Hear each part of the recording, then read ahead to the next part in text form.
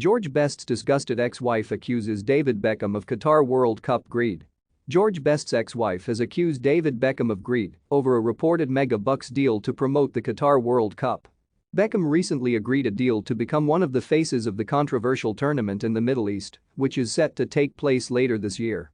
Reports last November suggested the Manchester United legend had been offered a deal to become an ambassador for Qatar, earning him anywhere between £10 million and £150 million. And with the Winter World Cup edging ever closer, Angie Best, the first wife of Northern Irish football hero George, has hit out at Golden Balls, suggesting he's only doing it for the money. "God, it's time to burst the Beckham bubble for heaven's sake," Best told GB News. "I don't think he's got two pennies worth of brains in his head to know what he's doing anyway. I don't think he sees further than the end of his nose. And yes, of course, he's doing it for money. His son has just married one of the wealthiest heiresses in America, so Beckham has now got to somehow catch up." She added. "So he's going to be spending that $10 million in a few weeks. It's all about greed. The fact that Qatar gets a free pass on this just shows that it's all about greed and money. And that takes the beauty of the game away. It's disgusting."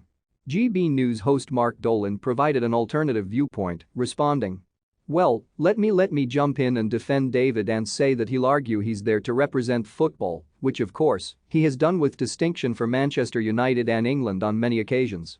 Plus, of course the guy has done a colossal amount for charity, so I guess there's two sides to every coin." Qatar has faced intense criticism about its human rights record since it was awarded the tournament in 2010.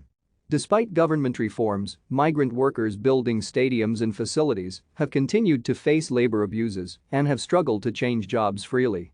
Qatar's human rights record is troubling, from the country's long-standing mistreatment of migrant workers to its curbs on free speech and the criminalization of same-sex relations, Amnesty's Satya Deshmukh said last year.